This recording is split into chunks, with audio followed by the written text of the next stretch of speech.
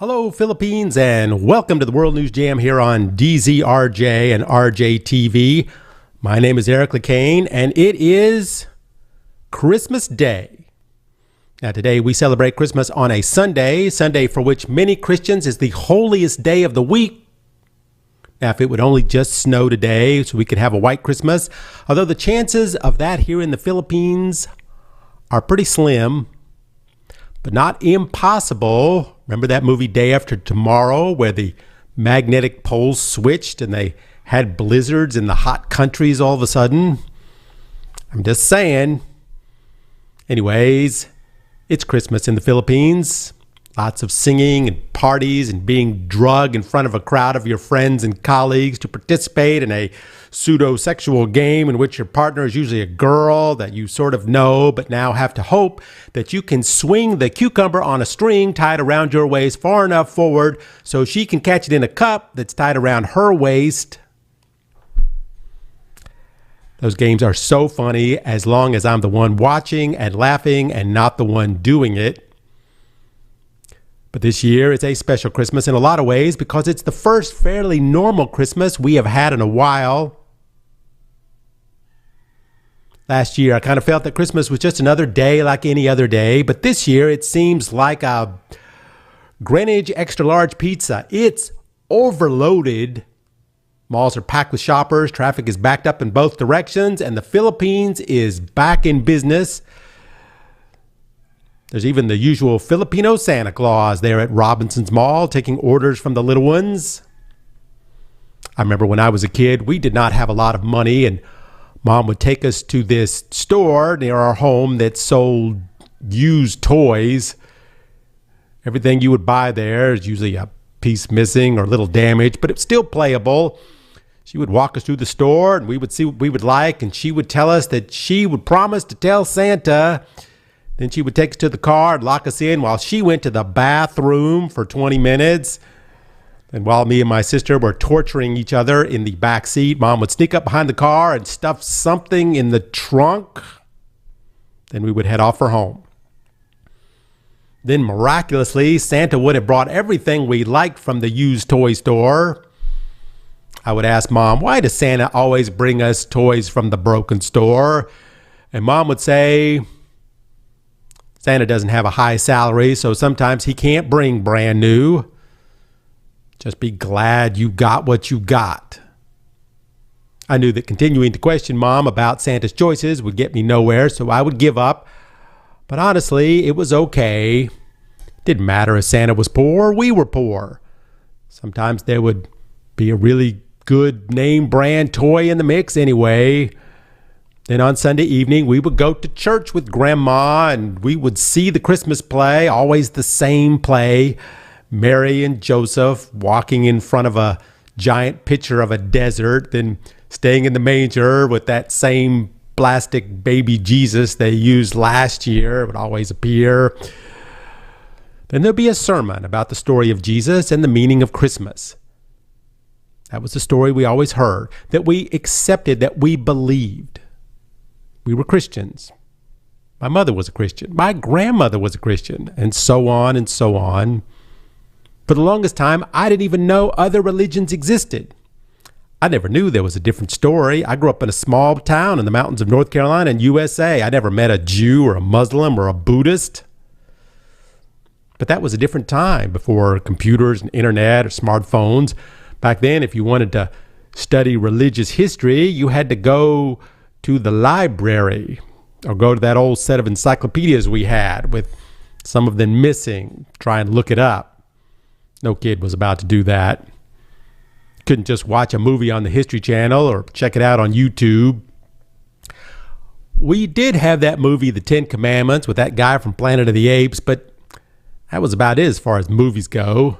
You know, sometimes I wonder why these days the number one fastest growing religion in the world is no religion at all.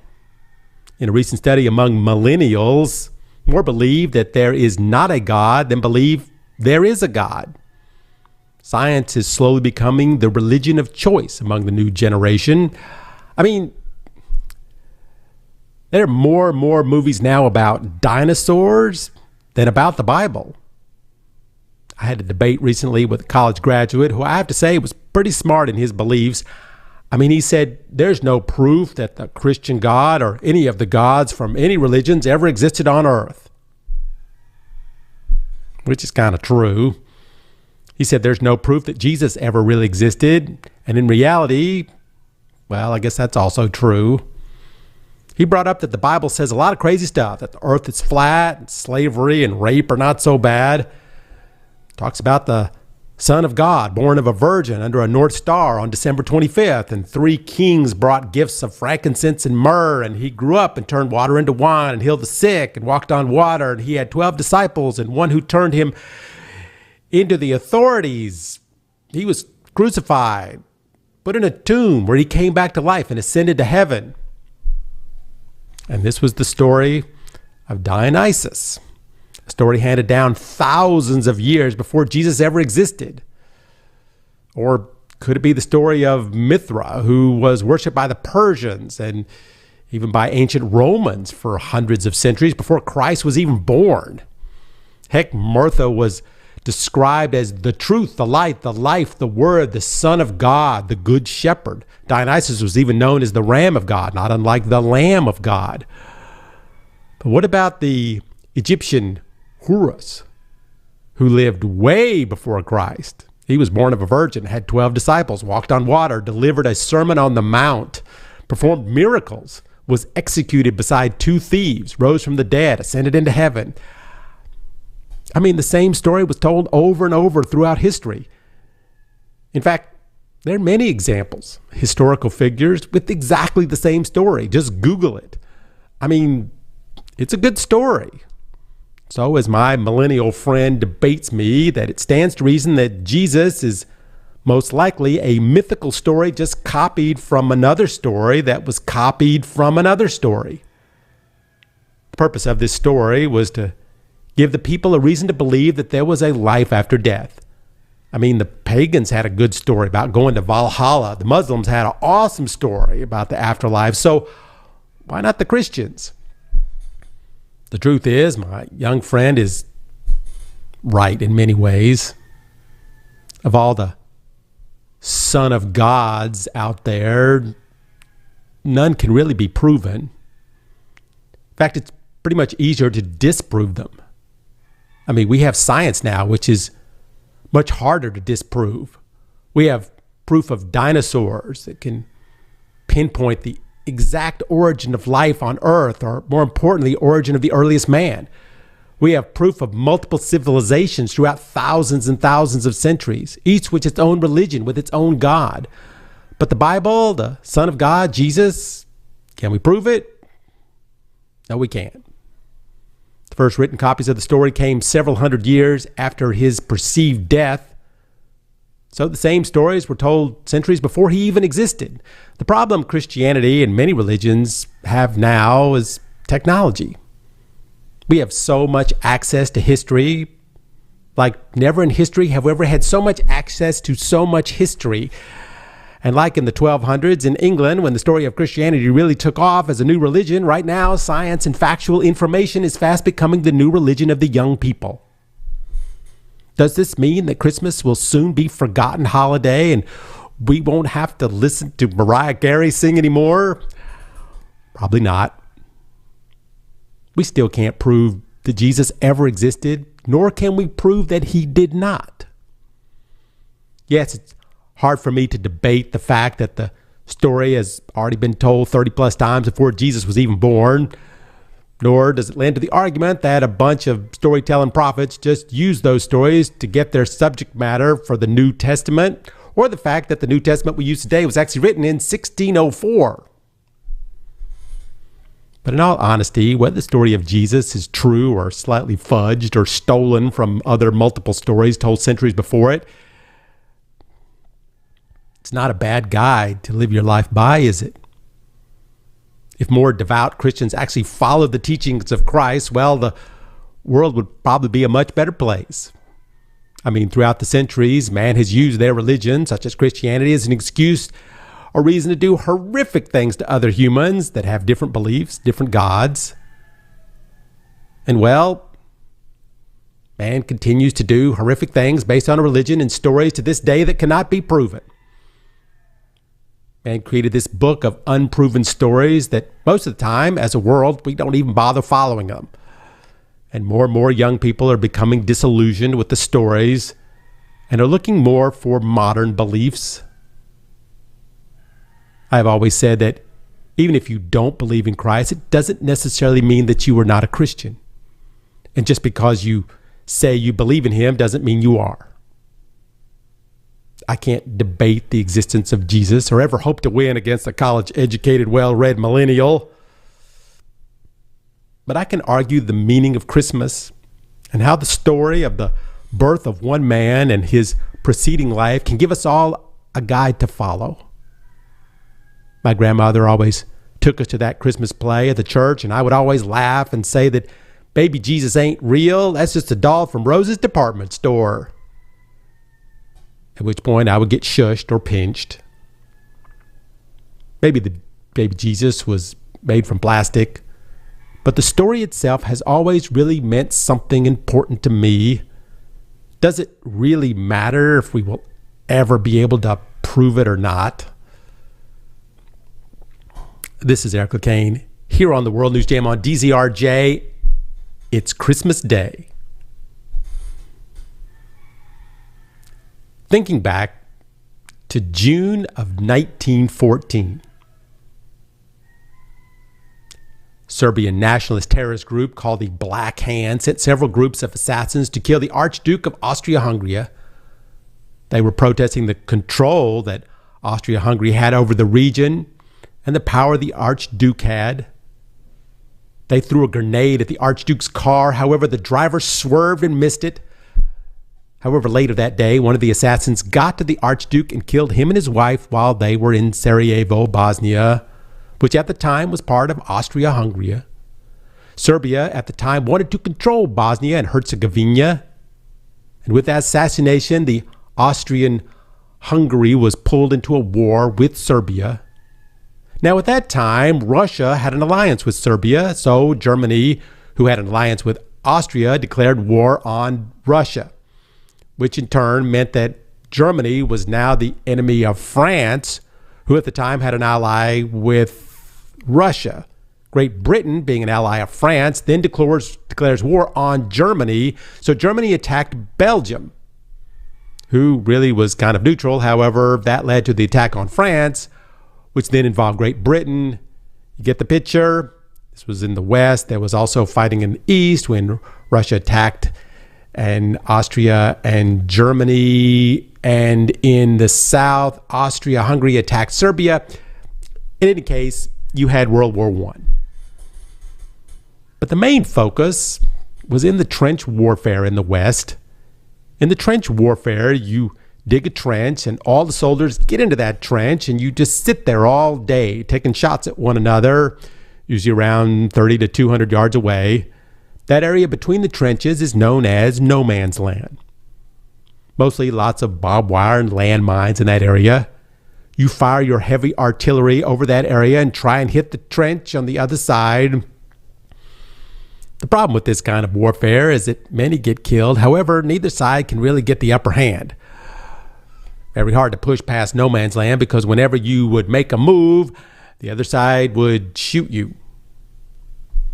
The interesting thing was that in some places, the two sides were so close together that they could yell at the other side, usually hurling insults at each other. But as December began to approach, the men started having conversations over the wire and the landmines. One day, the Brits and the French heard the Germans singing Christmas carols, so they decided to start singing along.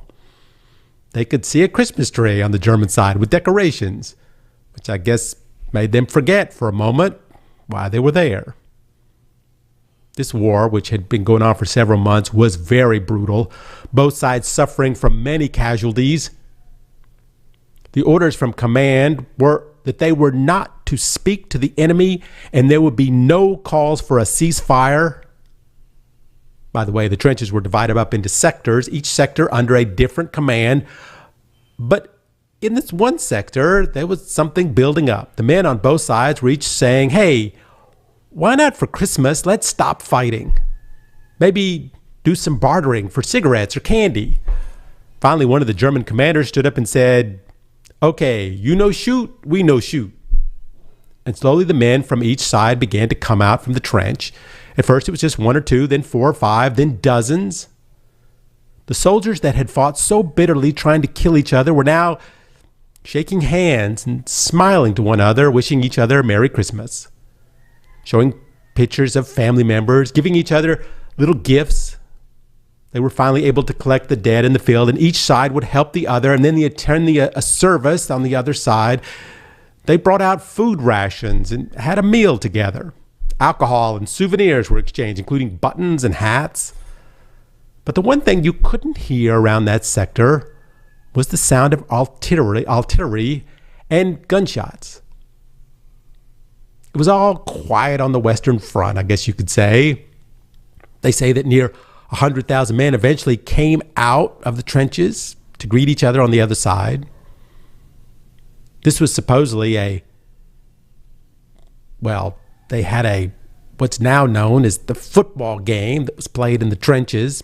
Although when you watch the videos of the interviews of the men that were there, they said there was actually not a football game. It was just a kickabout. The ball was being passed around and the soldiers would show off their skill. Supposedly one of the machine gunners was a barber that was cutting the enemy's hair. There were several boxes of cigars being passed around. One young soldier wrote a letter to his mother, and that letter read, "Dear Mother, I am writing from the trenches. It's 11 o'clock in the morning. Beside me is a fire. Opposite me a dugout with straw in it. The ground is sloppy in the actual trench, but frozen elsewhere. In my mouth a pipe, and in that pipe is tobacco. But wait, the pipe is German tobacco. Ha ha, you say, from a prisoner? Or found in a captured trench? Oh dear, no. From a German soldier. Yes, a live German soldier from his own trench.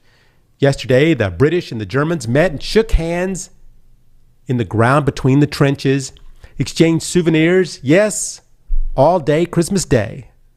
And as I write, marvelous, isn't it?" Now, this was not going on everywhere, just in certain sectors, while in other places they were still firing their guns. While this was going on, a captain wrote, "Friday, Christmas Day, we were having the most extraordinary Christmas Day imaginable.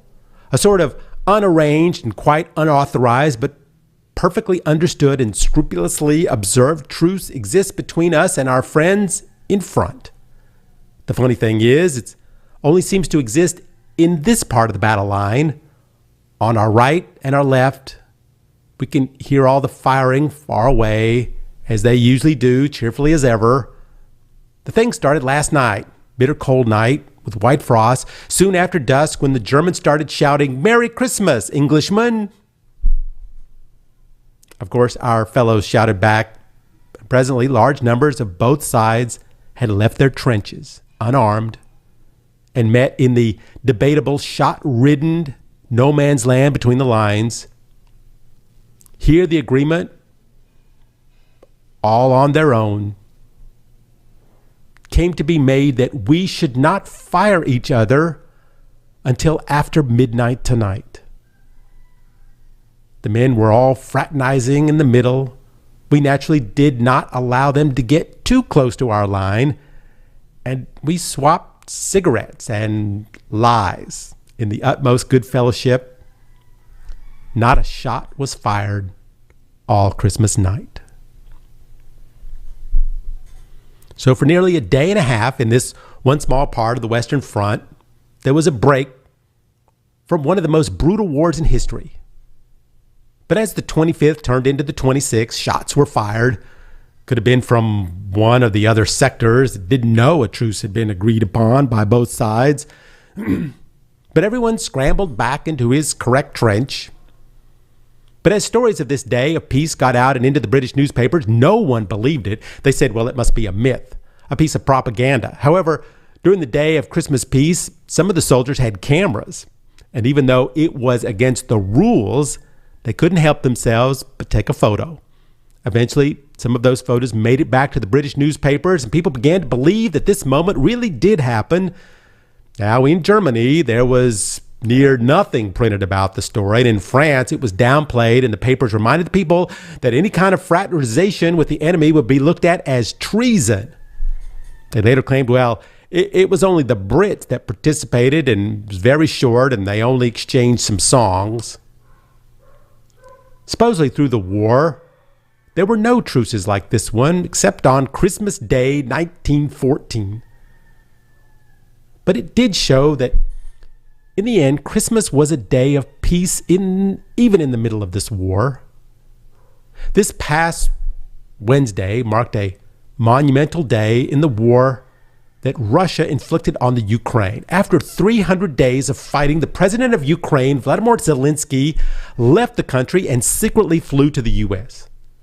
There he gave an impassioned speech to the U.S. Congress, laying out his thoughts on where the war had been and where it is going. He said, "I hope my respect and gratitude resonate in each American heart. Against all the odds and doom and gloom scenarios, Ukraine didn't fall. Ukraine is alive and kicking." End of quote. It is really surprising that the Ukraine is still the Ukraine, not only to me, but also to Putin. We all thought that the Ukraine would fall in a matter of days. I mean, it's the Russian military. Russia is a grocery store, while the Ukraine is a can of beans. However, Ukraine has been able to utilize even the smallest resources to create one of the most clever defenses ever seen in modern times. And of course, it helped that the Russian military had made some major blunders, but with the help of the U.S., these two together, along with the donated U.S. military hardware, has kept the Ukraine alive and kicking. Ukraine military has shown unusual zeal this past year. I mean, the Russians have outnumbered, outgunned them at every turn, which Zelensky pointed out in his speech several times. He expressed gratitude, but also expressed a need for the U.S. to continue to help them with weapons. He said, "We have artillery. Yes, thank you. Is it enough? Honestly, not really." He went on that on the front line of tyranny, it's crucial not just to stand in such a fight, but to get to the turning point to win on the battlefield. The world is too interconnected and too interdependent to allow someone to stay aside and at the same time feel safe when such a battle continues.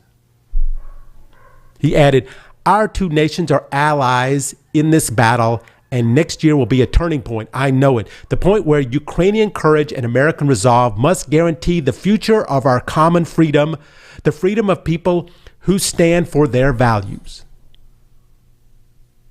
He said that several times in his speech, mentioning the U.S. and the Ukraine in the same sentence together, that their win is the world's wins against the aggression of tyranny of an authoritarian nation such as Russia.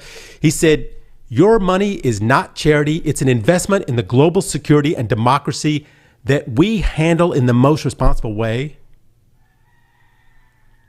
In a way, Zelensky is right. If Russia is allowed to take over the Ukraine, then what precedent will that set for other nations who are looking to do the same thing? Would or should the U.S., who has the most powerful military in the world, let the world order shift back to historical times in which whoever had the power could conquer any lands it sees fit to? Zelensky even used some historical examples, looking back at battles in 1944 against Hitler and how the Americans held their lines. He said, "This Christmas, Ukrainian soldiers will be doing the same against Putin as the Americans did against Hitler." He said, as he walked the battlegrounds of Donbas, every inch of that land was soaked in blood, roaring with gunfire every hour. But he pointed out that Russians have a major advantage in artillery, ammunition, more missiles, more planes, more bombs than the Ukraine will ever have. And yet, somehow the war is not over. And the Ukraine defensive forces still stand, even with the help of Iran, who, if you remember, gave Russia those deadly drones. Ukraine was able to shoot them down. He pointed out that These two terrorists have found a common bond with each other, and it is only a matter of time before they will strike against you, the Americans. He said, we need to stop these alliances now. Zelensky also later met privately with President Biden, in which they talked in terms of what the U.S. will do next to help the Ukrainians. Zelensky had asked before about getting some of those Patriot missiles to stop the daily bombardment of attacks in the air, so Biden agreed to a $1.8 billion package, which will include the Patriot surface-to-air missiles. The Patriot is the best at shooting down weapons from long range, such as ballistic and cruise missiles, which means it can hit weapons way before it gets close to their targets. Immediately after the deal for the missiles that was made public, Putin spoke out, said he's not really worried about the Patriots. For him, those systems are very old and out of date, and that Russia technology will find a way around it. Putin also went on to say that our goal is not to spin the flywheel of military conflict, but on the contrary, to end the war. We will strive for an end to this, and the sooner the better, of course. Of course, everyone involved is like, are you freaking kidding me, Putin? You're doing everything you can to escalate the war and nothing to bring it to a close. But one thing was interesting in what Putin said was that he referred to it as a conflict of war. That was the first time he ever used that term to describe what he used to call a liberation or a special military operation or a campaign of denazification. In fact, using the word war in Russia to describe the conflict is actually illegal. Of course, many believe this was not a plan or written into the speech, but rather just a slip of the tongue. In any case, Putin says that the Patriots are nothing against their more modern missiles, and that the only thing the U.S. is doing is prolonging the war or the conflict. He said the only way to end this was through negotiation. However, the Ukraine has refused to negotiate with us. Even the Russians won't negotiate until Ukraine gives up land, which Ukraine won't do. And the merry-go-round continues to spin. It'd be nice to see the two sides revert back to a Christmas like in 1944 or 1914. Both sides come out for a cigarette together, play some football. However, that doesn't seem likely between these two. I hope that by next Christmas, the world can say it's a Christmas where we aren't having any wars. As John Lennon might say, let's hope it's a good one without any fear. And this is Eric Lecain here on the World News Jam on DZRJ and RJTV. It's Christmas Day. Anyone remember Al Capone? He was a gangster in the 1930s in the U.S., was a subject to a great movie called The Untouchables. His time was the day of true gangsters, running illegal alcohol, gambling, prostitution, narcotics trafficking. He was widely known for robbery, murder, racketeering, running protection schemes. His gangster nickname was Scarface because of the knife slashes he had on his face during a fight. There's ample evidence of him ordering multiple murders. Some of those murders he even did himself. He was worth an estimated $100 million, which is about $1.5 billion today, mostly from selling liquor during the time of Prohibition, when booze in the U.S. was illegal.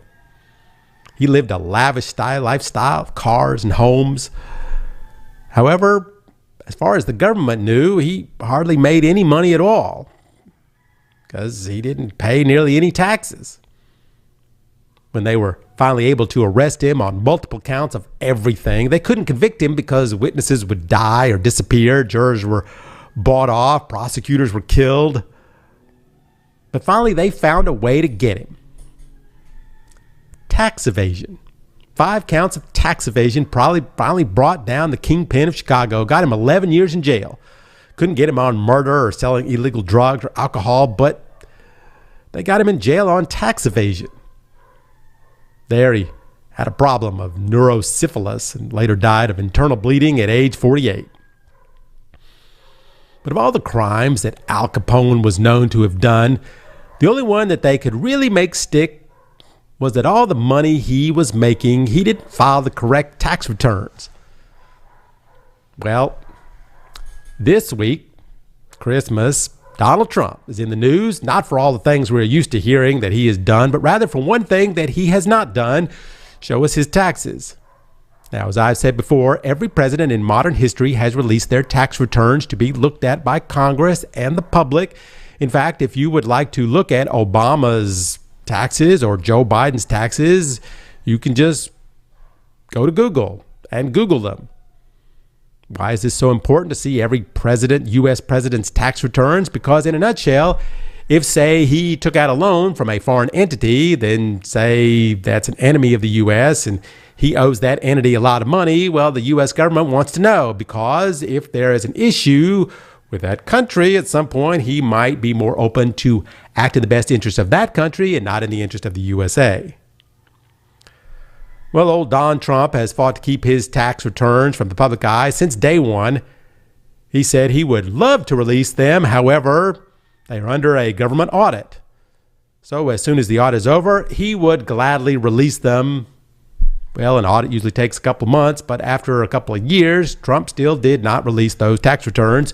So after a court battle and another court battle and another court battle to get those returns, finally the Supreme Court rejected Trump's appeal, and the government finally has its hands on Trump's 2015 to 2020 tax returns. But wait, what about that audit that's taken close to 6 years? Well, it turns out that was a lie.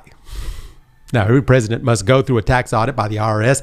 That's a given. However, for some reason, Trump was able to get the IRS not to audit his taxes, or whether Trump was behind it or not, they just didn't do it. Now, in 2019, the Democrats had gotten control of the House, started asking questions about where are the audits that were supposed to be going on. Well, one explanation is, well, it just fell through the cracks. Really? Yes, that was an excuse, since all other presidents opened their tax returns to the public by themselves. They were not prepared to do an audit on a president, especially like Donald Trump, who's doing everything he possibly could in his power to keep his taxes hidden. But it turns out that even though Obama and Biden had let their taxes be public, they were audited every single year anyway. So how did Trump manage to squeeze through the cracks? Well, there's a pretty good explanation. Trump had appointed a guy named Charles Reddick. No one had ever heard of this guy yet. He was the one Trump chose to run the IRS. Now, it just so happens that when Trump was being asked to show his tax returns before, this guy wrote an op-ed in Forbes magazine on how Trump should not have to release his tax returns to the public. So once this guy was installed, he just didn't get around to it. And even though the Democrats demanded it be done, it's still being held up.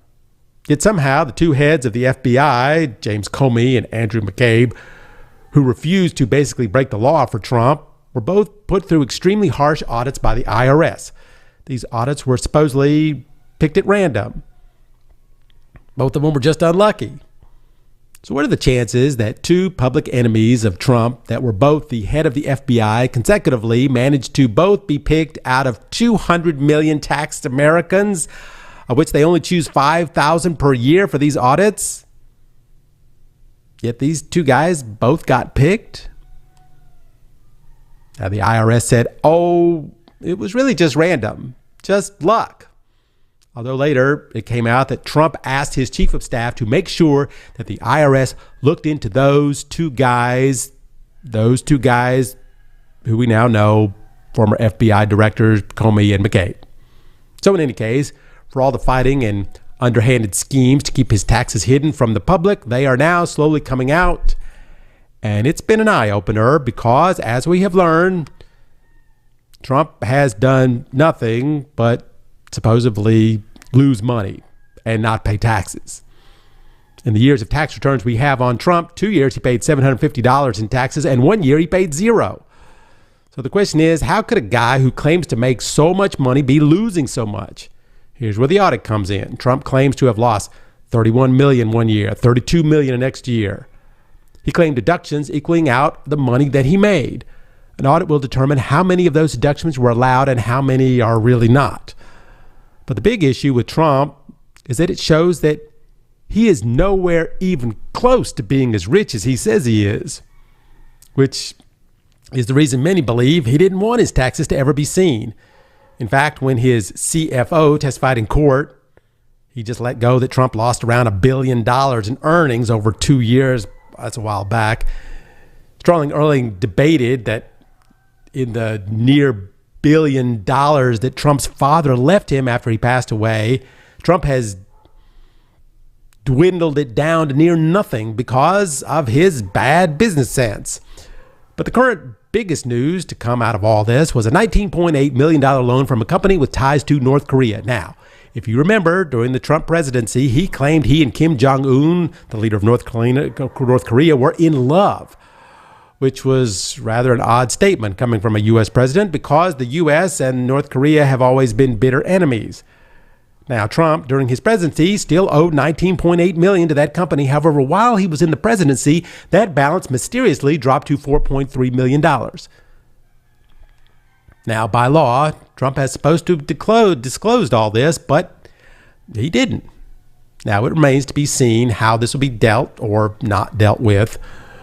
But now, you see the reason why it's so important to so many that presidents release their taxes.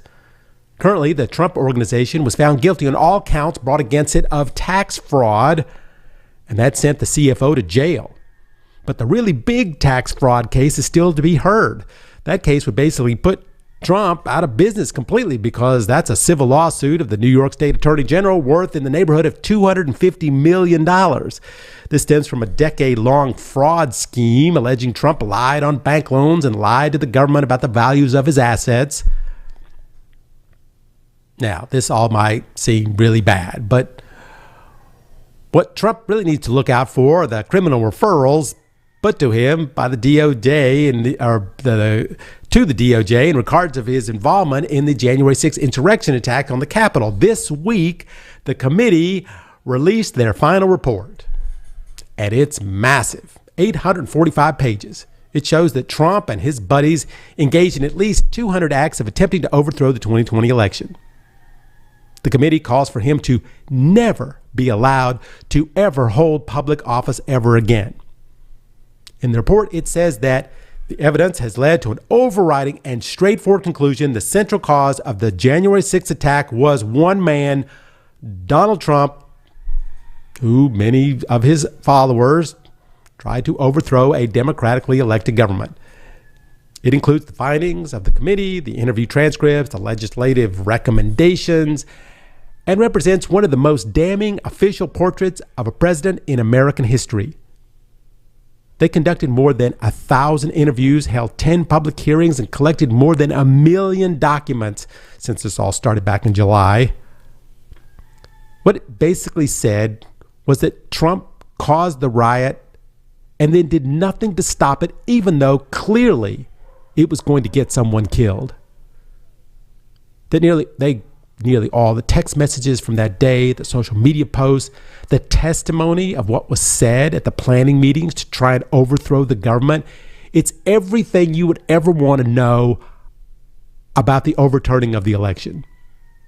This wasn't only about the actual attack on the Capitol and the call to kill the vice president and the Speaker of the House. It was about the different schemes that Trump went through to try and stay in the White House. And the fact that he came really close to doing it. However, somehow democracy managed to win out. One of the big things that has really been discussed a lot this week is that Trump actually knew and accepted that he had lost the election. Through testimony in Texas, we found out that Trump knew all along he lost, well before the riot even started. He knew he had lost, yet continued to lie about it, and realizing he had no legal recourse, he fired up his followers and set the attack in motion anyway. Many people have gone to jail for years based on what Trump told them to do, so the committee is recommending that Trump be tried as a criminal too, that he be held accountable as the ringleader and the instigator of an insurrection against the United States of America. I mean, Trump has done the same thing that most people would be in jail for years now. Yet so far he always manages to slide his way out of the cage and somehow always go free. Everyone around Trump does prison time, but somehow never him. Maybe this time they have got him. And just under the wire, because the new Republican majority is coming in this January, and there are people in that group that are totally all in on the big lie. So let's see if 2023 brings us any closer to a close on the book of Trump, or will it bring us just another exhausting chapter to this never-ending story? This is Eric Lecain here on the World News Jam. It's Christmas Day. What is a bomb cyclone? Sounds like a title of a movie, doesn't it? The aliens are taking over the earth, and the only way to kill them is with a cyclone bomb, starring Tom Cruise.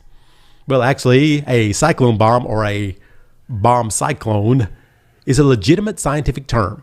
The reason for the name is for the rapid formation of a storm, almost like a bomb going off. More correctly, it should be called an explosive cyclogenesis. I love these terms. Which is when the central pressure of a low system falls dramatically by 24 millibars in less than 24 hours. This will bring intense storms with heavy precipitation and very strong winds. Add all this together with a very, very cold blast of Arctic air, and you get what is going on in the United States right now.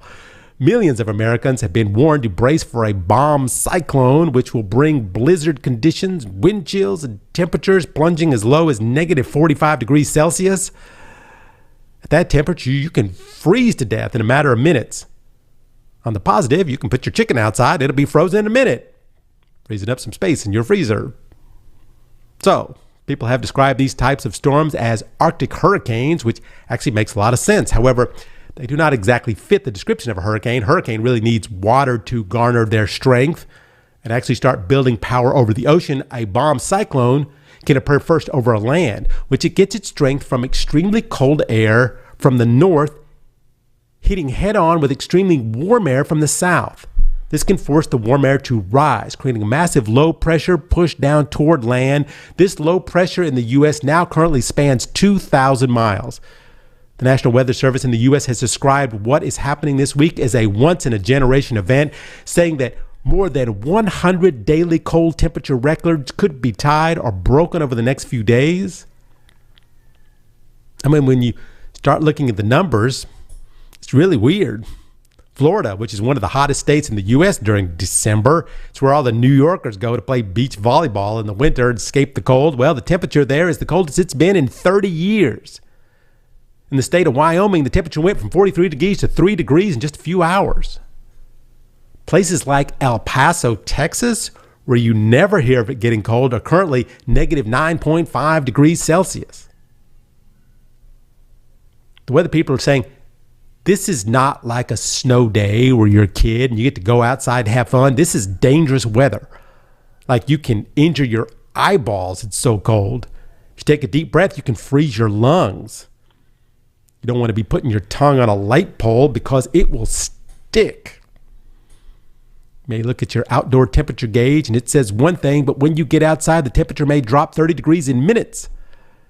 And the wind in many places is 50 miles an hour or more. And here's a big problem. It's Christmas. Power is out all over the place. That would be the power that heats your home.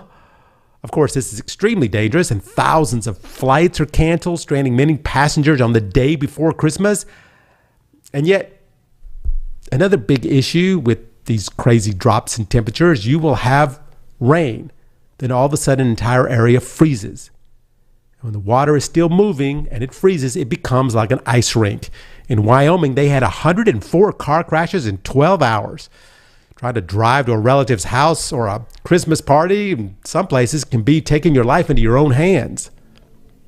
They are saying that this extreme weather pattern has hit 200 million Americans, and millions are still in blackout stages in the middle of one of the coldest Christmases ever recorded. Even Mexico is having record cold temperatures. There are people still waiting at the border, seeking asylum in the U.S. They are freezing right now. But what we haven't really talked about is the wind. We were always thinking wind like a typhoon or hurricane. But in an Arctic cyclone, it can be just as lethal. In New York, or rather in New Hampshire, this past Thursday, the wind hit 241 kilometers per hour on Mount Washington. You're seeing weather maps, gusts of 50 to 100 miles an hour in big cities. The governor of New York City is calling this the kitchen sink storm. It has everything: flooding, high winds, freezing temperatures, ice, snow, everything. One weatherman reporting outside in an ice storm said, "I have good news and bad news. The good news is I can still feel my face, and the bad news is I wish I couldn't." But in all this extreme cold, wasn't it weird that just recently it was crazy hot in the U.S.? I mean, the plants and animals must be so confused now. When do I bloom? When do I store my nuts for the winter? If I'm a bird, should I migrate to the south? But it's too soon, right? I mean, the weather was just warm, and now it's like the Arctic. I guess you're about to ask, is there a connection between global warming and extremely cold storms like this? Well, here's where I get to use a really fun word: polar vortex. The vortex is a large rotating expanse of cold air that generally circles the Arctic. But when the Earth heats up to the point that the air in the Arctic warms 4 times faster than the rest of the Earth, that vortex begins to wander southward. This is where sometimes it will find its way into populated parts of the Earth. Now, scientists are still guessing as to the exact cause of the polar vortex escaping from its natural realm. During the months of December through March, the northern vortex is at its coldest since the Earth is tilted away from the sun. This is why we have seasons, the top half of the Earth having the winter in December, while the bottom half having its winter in June. The problem is when sometimes this vortex becomes unstable. It spins like a top, but when something bumps into it, it starts to wobble and drift. May even seep into the jet stream, which can send extremely cold air somewhere where it might not supposed to be. Sometimes the vortex will even split into fragments, which will bounce around in the lower atmosphere, but sometimes it will stretch like a rubber band of air. This seems to be what's happening this week in the U.S. Now, what causes this? Many believe it's the hot air that creates large atmospheric waves that make the jet stream wavier and thus affects the polar vortex's circulation. It's in a nice circle, just minding its own business. Then comes the heat, and it starts banging into things, and it gets all stretched out of shape. So what happens then? Super freezing air moves into places that it shouldn't, like Florida and El Paso. And then you start having places that humans cannot survive. And just think, we were talking just a few months ago about cities that were becoming so hot that humans couldn't survive there anymore. And so we ask the big question: is this our own fault? Is the Earth striking back at us for pumping our carbon dioxide into the atmosphere? Earlier, I was telling you at a movie, The Day After Tomorrow, where the world begins to freeze over. Bomb cyclones, polar vortexes, cyclogenesis. Sometimes sounds like we're living in a movie now, starring Tom Cruise. This is Lecain here on the World News Jam on DZRJ and RJTV. It's Christmas Day. Let's move over to some shocking news in China. Now, as the Philippines is slowly moving out of the era of COVID, China seems to be moving in. News has come out that China may have somewhere around 250 million new cases of COVID in the first 20 days of December.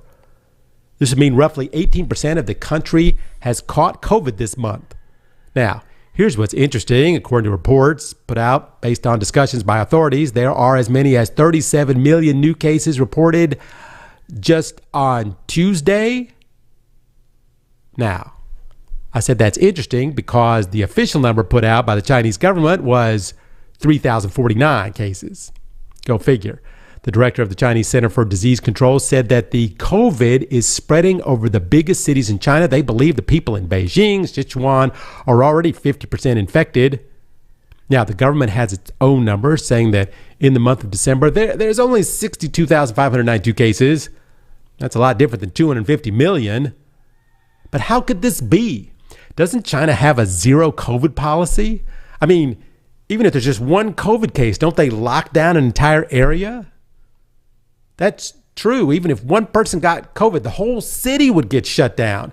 This went on for 3 years. Well, Then the people of China did something they almost never do. They openly protested their government. They said the government is hurting people more than it's helping them, and they need to stop these crazy lockdowns. Any of this sound familiar? So the government said, okay, we'll stop this crazy zero COVID policy. So now you have a country with 1.4 billion people who have been completely isolated from the pandemic for the last 3 years, a country where very few have built up any immunities to the virus, where almost no one has gotten the virus, much less the vaccine, where if you walked out in the public with any kind of sickness, you would be arrested. Well, now it's wide open. And what do you think is going to happen is exactly what's happening. One of the most contagious diseases in our lifetime is spreading like wildfire across the most populated country in the world. Now, China is suffering from overcrowded hospitals, long lines to see a doctor, panic buying, shortages of COVID tests, all the stuff we went through over the past 2+ years. They are going through it right now. There's been an explosive growth in demand for pain relief medicines, vitamins, cold flu drugs. People are buying in huge quantities, and there's a problem of hoarding going on. I'm actually a bit surprised that China didn't see this coming. Bad as the U.S. toilet paper scare of 2020. In any case, China is now having to go through the trials and tribulations of a pandemic, just like the rest of us had to. Can't keep a population locked up forever, and you can't stop a pandemic that's determined to get into your country. So, millions of Chinese will get the virus, and some will die, and the government will probably lie about it, just like in every country. And we will continue to learn our lessons of what to do and not to do in a pandemic. Getting ready for when the next one comes, I guess. This is Eric Lecain here on the World News Jam on DZRJ, RJTV. It's Christmas Day. We're about out of time here. So with the time I have left, I would like to tell a story of Christmas I had years ago. I was sick on Christmas then, some kind of stomach virus, fever, nausea. I was a mess. I was all alone in my place, mostly lying in the bed with my cat Lucy staring at me, constantly sniffing me with a puzzled look on her face. But she never left my side. So there we were on Christmas. I crawled in the kitchen and heated up a can of Campbell's chunky chicken soup. After eating a few spoonfuls, I realized it was not going to stay down, and I quickly rushed to the bathroom. However, I did not make it. And the Campbell's chunky chicken soup I had just eaten was now on the living room floor. After the episode, I just rolled over on my back and passed out. When I finally woke up, I sat up in my feverish state and looked around the room. The chicken soup on the floor was gone. And I wondered if maybe I had dreamed the whole thing. And then I saw Lucy, my cat, was there staring at me and licking her lips. I realized that Lucy had cleaned the floor in her own special way and was looking after me in my time of need. You know, Christmas is about helping those in need when they need us most. When we are down or sick or just sad. I'll never forget that Christmas. So every Christmas since then, I've tried to help at least someone at Christmas time, as Lucy helped me. Well, except maybe not exactly in the same way as Lucy. This is Eric Lecain here on the World News Jam on DZRJ and RJTV, wishing everybody out there a very happy, Merry Christmas. I hope everybody has a wonderful Christmas. Please stay safe out there. And we will see everybody next year.